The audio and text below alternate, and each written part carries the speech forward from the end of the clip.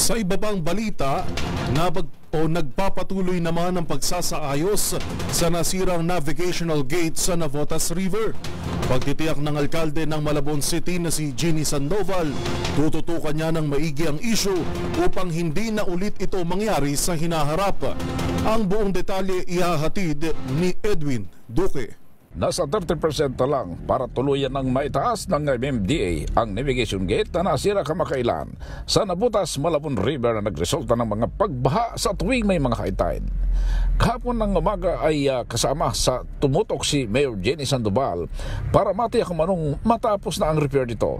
Pero hindi pa rin kinaya dahil tinigil muna ng MMDA dahil sa lakas ng agos ng tubig dulot ng high tide. Ginamitan naman ito ng crane pero hirap pa rin maiangat at kailangan pang magdagdag na isa pang crane. Pero pahirapan ang pagpasok sa mismong lugar kaya sa araw na ito ay sisikaping makapasok para mapabilis ang pagtaas dahil nakabig ang kaliwang side ng pinilit idaan na isang fishing boat.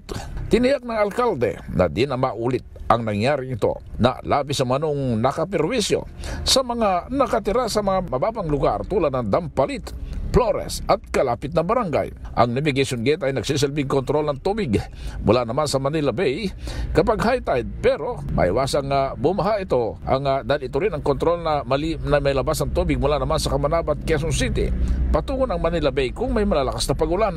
Ayon sa alkalde, kunti na lang at muli na itong maibalik sa maayos na operasyon ang navigation gate. Tinayak nito na tuloy-tuloy ang kanilang pagbumonitor sa bawat barangay upang masigurong maayos ang kanilang kalagayan sa panahon ng kalamidad. Para sa MBC TV Network News, ako si Edwin Duque, sama-sama tayo Pilipino.